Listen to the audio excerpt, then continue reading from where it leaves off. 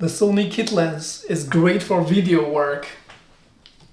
I will also try a more expensive Sigma lens, see if you can tell the difference. My camera top-down setup will be explained at the end of the video. Hello, this is a lens comparison of the Sigma 18 to 50mm f2.8 versus the Sony Kit Lens over there.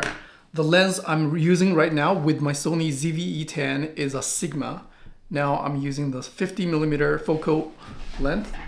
If I move it around a little bit, it may be a bit shaky as it does not have any image stabilization. Most of you probably know that this is the kit lens, which is quite affordable and usually comes with the Sony cameras. Now I'm going to remove it and install it on my Sony ZV-E10, which is recording at 4K 30 FPS. Done. The lens has been swapped. I'm not sure if you can notice change in terms of image quality. However, the field of view may be wider as the original Sony Kit Lens has the wider 16mm focal lens instead of the 18mm on the Sigma, which was used 1 minute ago. I will include more video samples later. I love this lens. However, it does not have the built-in motor for remote control. I can actually use this Bluetooth remote to zoom in and out. That's at 24mm. Now let's go to 50, which is gonna be equivalent. Okay, that's 50, which is gonna be equivalent of the Sigma 50 right here. There are several reasons why I sometimes use the Sony Kit Lens more often than the more expensive Sigma lens. First of all, it's super compact, great for gimbal work, and reduced the weight of the whole camera setup. Second, as I already demoed, it supports the zoom feature. The lens zoom in and out can be easily done by using a remote, so I don't have to stand up and change the zoom levels. For example, let's see how this works.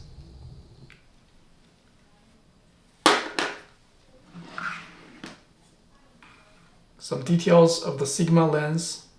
Later, again, I'm going to swap the lens and put this one up there and see how everything looks.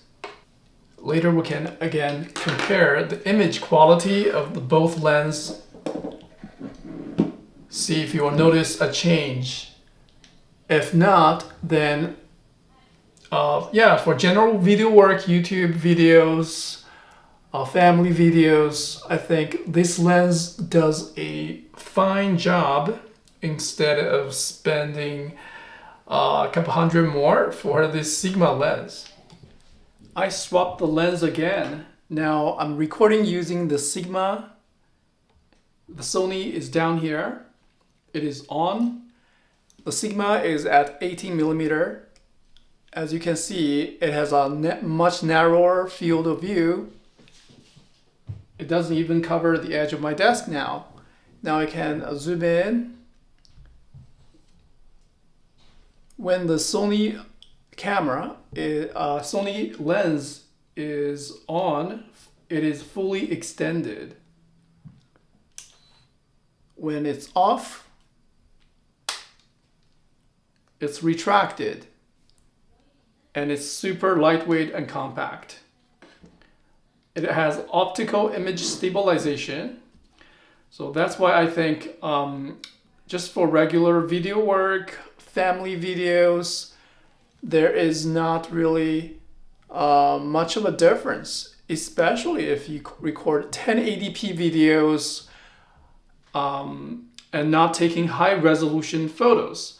You will barely notice the difference of a kit lens versus the more expensive G prime lens from Sony or Sigma lens.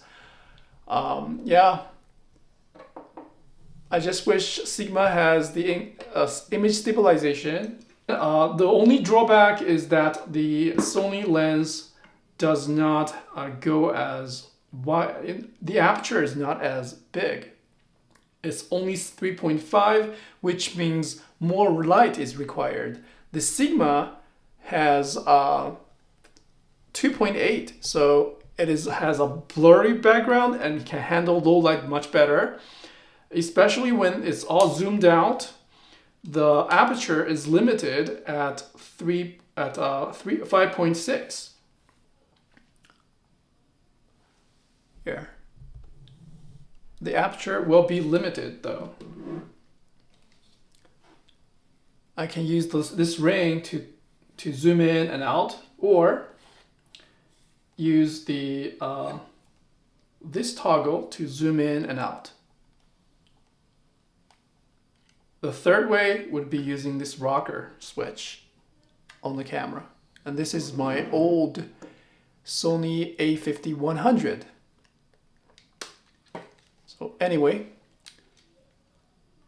I think I can highly recommend the Kit Lens. You can really go a long way without having to upgrade to any high-end lens.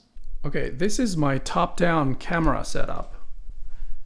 It is connected to this ceiling mount using a Ulanzi quick release, sitting on a ball head, powered by the base's 10,000 milliamps battery pack, so I don't have to rely on the Sony original little battery. The microphone is from Rode, a shotgun microphone with a USB Type-C interface. I'm using a small rig cage, which is great for mounting extra accessories such as a full-size HDMI to micro HDMI adapter. I also have 1 and 2 cold shoe mount. I have a rotatable cold shoe mount additionally attached to the cage. The whole setup is pretty solid. As long as I don't pull on it with a lot of force, it's not going to go anywhere. It is attached to the ceiling using a piece of 2x4. Okay. Thank you very much for watching. With this top-down shot, I can quickly take it off. Flip the safety switch and install it on my desk. Lock it. Pretty secure. Sony ZV-E10 is a fantastic 4K camera. I highly recommend it.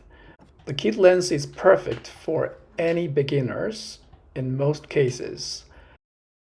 It takes a few seconds to retract the lens after the camera is powered off.